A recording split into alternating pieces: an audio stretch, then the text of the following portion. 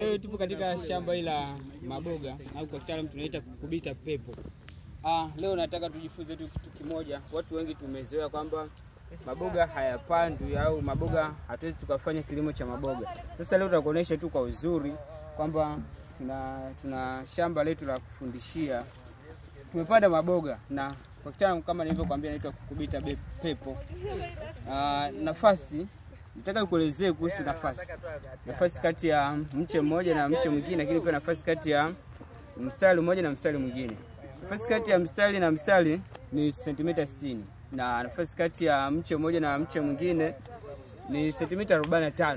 Kwa hiyo ndugu mkulima, unaweza ukafanya kilimo hiki katika eneo lako dogo ukajipatia kipato, kwa sababu majani haya yanauzwa. Majani yanauzwa, lakini pia matunda yake ambayo ndio yanaitwa maboga nao pia yanauzwa. Kwa unaweza ukafanya katika eneo lako dogo, lakini pia ukapata mboga, lakini pia ukapata pia matunda ambayo unaweza ukawa nakula au kuuza.